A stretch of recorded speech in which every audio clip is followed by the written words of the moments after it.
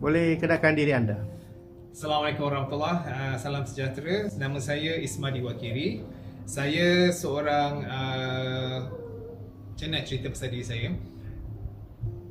Saya graduan Akademi Seni Kebangsaan batch ketiga, tapi sekarang dikenali sebagai Aswara. Tapi saya dah lama dah tak menyanyi. Dulu saya genre saya adalah classical, musical dan cross classical.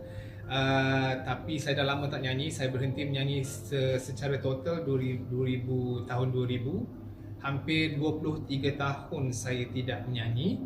Dan kemudian 2 tahun yang lepas saya cuba untuk polish balik vokal saya. Jadi 2 tahun yang lepas saya mencari seorang guru yang boleh polish vokal saya. Jadi saya belajar balik. Jadi bila saya belajar balik daripada basic.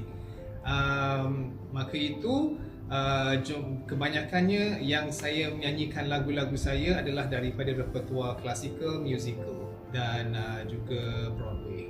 Musical tu kids consider Broadway lah kan. Ya.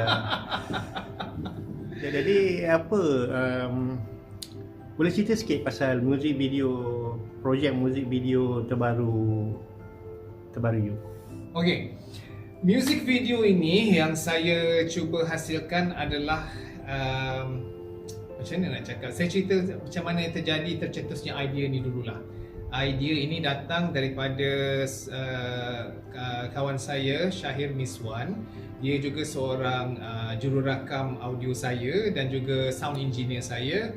Dan masa saya belajar dulu, masa saya belajar balik tahun 2024, saya rakamkan semua lagu-lagu repertoire yang saya nyanyikan dalam klasikal dan Broadway ni, dalam musical ni, ke studio dia. Saya scroll saya cari studio yang mana boleh saya rakam lagu untuk cover lah. Jadi saya jumpa Longan Garage Studio yang owner dia Syahir Miswan. Jadi saya bermula daripada situ, saya merakamkan lagu-lagu klasikal, merakamkan lagu-lagu Broadway, musical dan juga cross classical. Dari situ Syahir bertanya kepada saya, abang tak minat nak buat single ke? Saya macam, taklah, saya bukannya nak jadi penyanyi, saya cuma nak asah balik vokal saya. Pasal saya belajar dulu, jadi saya mensia-siakan apa yang saya belajar selama 23 tahun. Jadi sekarang ni saya cuma nak polish balik je saya punya vokal saya. So Syahir kata dia convince saya untuk saya buat satu single. Jadi lagu-lagu saya ni pun, lagu yang single saya ni pun sebenarnya bukan daripada hasil ciptaan saya, tapi saya minta jasa baik komposer alias Zakaria untuk komposkan lagu untuk saya. Dan Syahir adalah orang yang bertanggungjawab melaksanakan composition itu, arrangekan lagu itu, dan sehingga terhasilnya single pertama saya. Jadi nanti dululah tapi sebelum saya menyanyi, sebelum saya buat single tu, arwah ibu saya pun pernah menyatakan hasrat dia, kenapa saya tak nak buat lagu sendiri. Saya kata saya tak ada duit nak buat single ni. Bukannya duit yang sikit-sikit, nak buat single ni banyak nak pakai duit. Jadi ibu saya pun bercakap, dia meminta saya lah, simpanlah duit sikit-sikit, buatlah single. Jadi saya pun bercakap dengan Syahir. Saya kata, okeylah Syahir, saya kumpul duit, saya kumpul dana, saya kata saya buatlah lagu tu, saya buatlah single untuk saya. So Syahir pun setuju. Jadi saya bayarlah sikit sampailah ke hasilnya single pertama saya ini.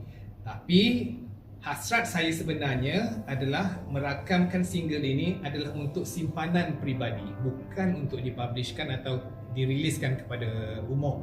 Saya simpan untuk diri sendiri sahaja sebenarnya, untuk sendiri dan family. Itu idea asal.